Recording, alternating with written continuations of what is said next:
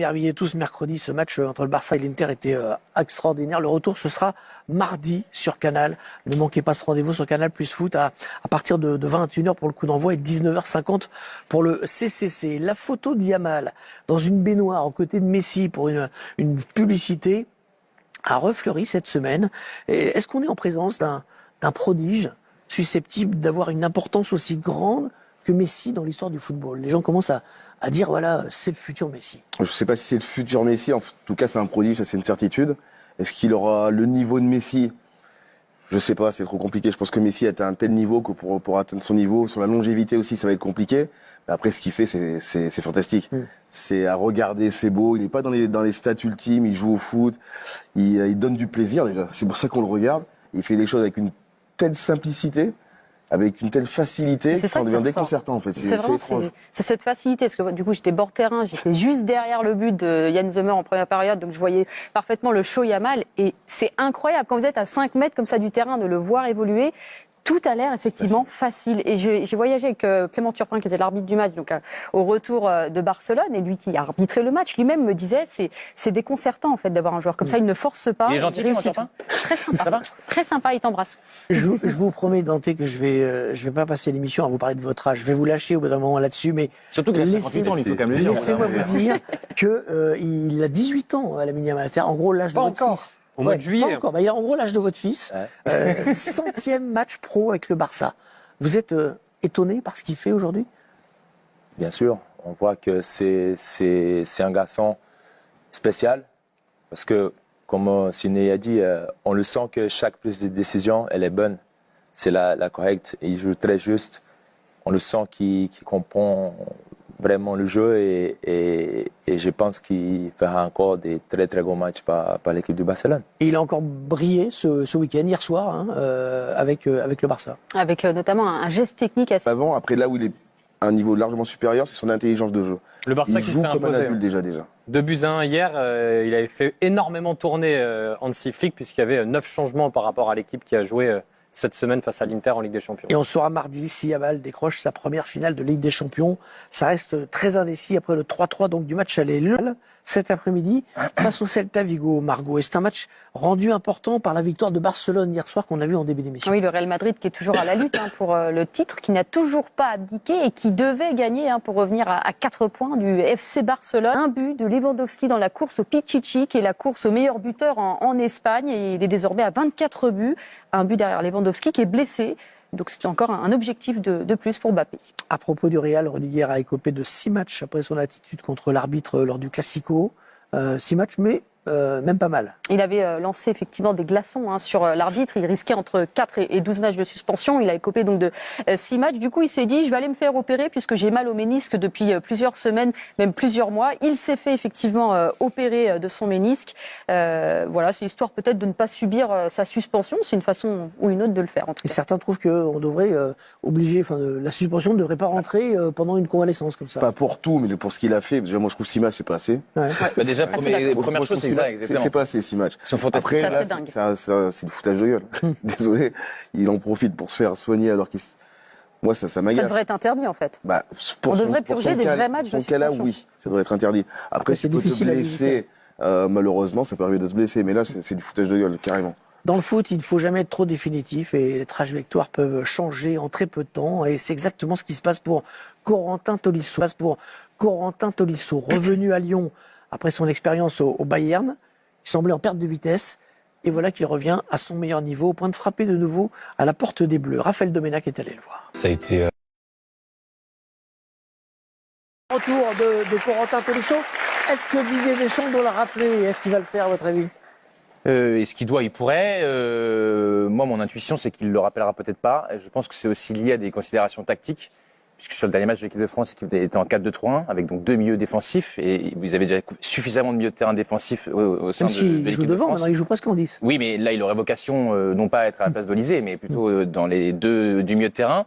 Et peut-être que ça pourrait bénéficier, s'il y a un milieu de terrain défensif en moins, un autre lyonnais qui est plutôt plus offensif sur le terrain. Donc je crois davantage à Cherki. l'hypothèse Cherki qu'à l'hypothèse Tolisso, même si je crois que le staff évidemment tient haute estime de Tolisso, ça a toujours été le cas et leur performance ne leur échappe pas. Mais il y a un moment donné, même un joueur comme Fofana sur les dernières listes n'était pas appelé. Là, vous avez Kamavinga qui est blessé. Je pense pas que Tolisso soit encore devant Fofana. Est-ce que vous êtes étonné par le retour comme ça à ce niveau de Tolisso?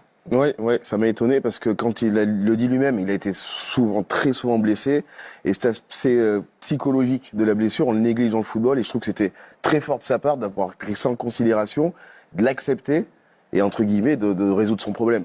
Parce que dans le foot, on le sait très bien, on est relativement fiers, donc on a un peu du mal à accepter quand ça vient de la tête.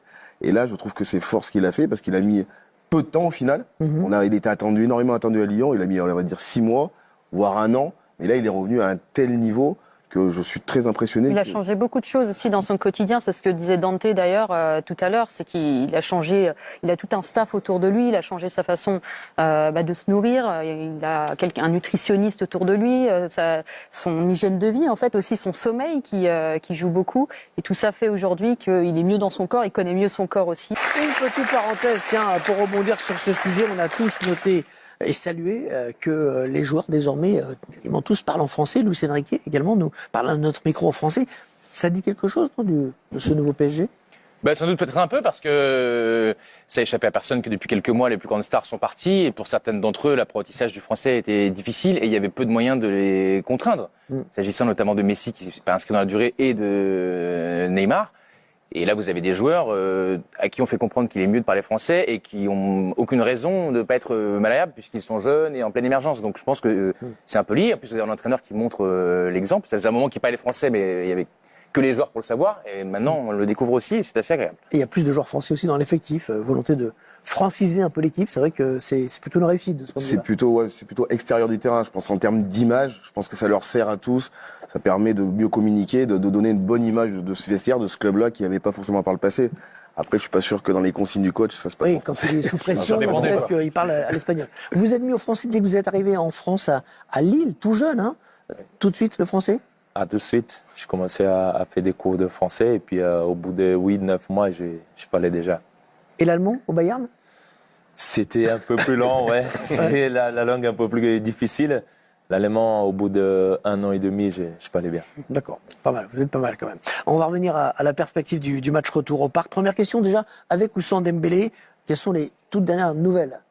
Les dernières infos, il y a eu un communiqué du Paris Saint-Germain, elles sont plutôt positives et ça suit la tendance qui était celle qu'on annonçait déjà le soir même, que le joueur était plutôt optimiste et tout ce qui découle depuis est plutôt favorable. Donc on espère que ça va le faire. Il faut bien prendre en compte que Ousmane Dembélé, il était régulièrement blessé, on l'a suffisamment rappelé et de ça, on a découlé une très grande connaissance de son corps aussi et je pense qu'il n'a pas non plus fait les minutes supplémentaires qui auraient aggravé la blessure. Je pense que ça y contribue aussi. Et l'intérêt de Luis Enrique, c'est de maintenir le suspense jusqu'au bout. Je pense qu'il ne le dira pas avant les dernières minutes, avant le coup d'envoi. Enrique qui avait décidé de laisser au repos une grande majorité de ses titulaires hier. Ils sont rentrés quand Paris a été mené 2-0. Défaite à Strasbourg, deuxième défaite de la saison. L'air de rien, ça fait 1 point sur 9 possible en championnat pour le PSG. Est-ce que c'est pas grave du tout? Zéro impact pour vous? Pour moi, non. Pour moi, ça n'a pas d'impact sur leur performance de mercredi. S'il a le droit de faire tourner, ils ont gagné le droit de se protéger aussi en vue de cette échéance importante. Moi, je pense que non. Je pense que cette équipe est tellement bien rodée aujourd'hui, actuellement, que ça peut que leur servir justement de se reposer. Après, au contraire, il y a une bonne nouvelle quand même. C'est Bradley Barcola qui n'avait pas marqué depuis 11 matchs, qui au-delà de son but hier, notamment en deuxième période, a été très remuant, a créé beaucoup de choses. Et en perspective de ce match de mercredi, avec aussi l'incertitude qui existe toujours autour du cas de Ousmane Dembélé, ça reste la très bonne nouvelle du week-end. Et c'était le seul titulaire qu'on a vu énormément potentiel hier sur le terrain. C'est aussi très Luis Enrique de vouloir concerner tout le monde, de faire jouer des jeunes, de peut-être aussi préparer quelque part la saison prochaine, mais c'est surtout aussi de vouloir récompenser tous les joueurs qui s'impliquent au quotidien. Et ça, c'est très la philosophie de l'entraîneur du Paris Saint-Germain. Nice était la seule équipe à avoir battu Paris jusqu'à présent. Désormais, vous êtes 2. Ça vous a chagriné que Strasbourg batte Paris? Vous auriez aimé être les seuls? Bien sûr, surtout que Strasbourg est en concurrence avec nous aussi. Ouais. Mais bon, je pense surtout qu'on a fait un gros match ici à Paris et bien sûr que l'équipe il change. Il y a un grand match qui arrive mercredi, donc c'est aussi normal cette petite baisse des régimes, je pense. Paris qui a été donc battu avec ses réservistes et Arsenal a aussi été battu mais à domicile et avec ses titulaires. Avec une équipe très proche de l'équipe type, puisqu'avec 2 changements par rapport aux 11 qui a démarré mardi. Les ligues ont été encaissées sur des phases de jeu arrêtées, donc ça c'est peut-être une zone d'intérêt pour les Parisiens. Bon, ils sont pas invincibles, cette équipe, même avec Thomas Partey, du coup. Oui, parce que Thomas Partey, depuis une semaine, enfin, il y a le Barça de Messi, le Barça de Yamal, et il y a le Arsenal de Partey, qui est donc la valeur étalon de cette équipe-là. C'est-à-dire que Arsenal ne peut pas survivre à l'absence de Thomas Partey. Donc c'est surprenant, mais on voit que même avec lui, ça peut aussi mal se passer, même si je comprends bien qu'effectivement, de son absence, découlait 3 changements de poste, etc. Ouais. Je caricature un peu, mais je trouve qu'on est aussi parfois dans la caricature sur le fait que Thomas Partey, j'ai l'impression que c'est le milieu ultime de... Non, mais dans leur jeu, il est hyper important. Oui, la zone où Dembélé a été pendant tout le match, c'est une zone où d'habitude il y est. Donc là, du coup, je dis pas que ça va Tremblon changer, pour la Non, mais il a un impact. Non. Il a un impact. Je vous dis, Il a un impact mais c'est aussi pas sur que le le joueur garde. Partey, c'est par C'est exemple l'impact Price des qui va autres, venir dans c'est la son zone impact. où Oui. Hakimi n'est pas forcément Mais vous parce savez, qu'il touche les il avait compris. j'ai bien compris, mais Bon, non, mais je suis surpris. Je trouve qu'on surestime un peu son impact. On a l'impression que c'est le meilleur joueur d'Angleterre, quoi. Thomas Partey, on allume la télé, on voit que lui. Non, ce mais sera ça une donnée libère. tactique. Mais on est Ce sera mercredi. On sera en direct du Parc des Princes dès 19h15 pour ce match sur Canal. Et vous serez signé aux commentaires avec votre enthousiasme. N'en déplaise à ceux qui ne comprennent pas que commenter un match de Coupe d'Europe, c'est vibrer avec le téléspectateur. Et quand un club français joue sur Canal en Coupe d'Europe, quel qu'il soit, on est derrière lui. On espère que les Anglais, donc, n'emmèneront aucun club en finale de Ligue des Champions. En revanche, ils ont quand même de grandes chances d'être présents, et même très présents, en finale de la Ligue Europa. En demi-finale, les tombeurs de Lyon, Manchester, ont surclassé, on s'y attendait pas, Bilbao, qui rêvait de jouer la finale à domicile en plus.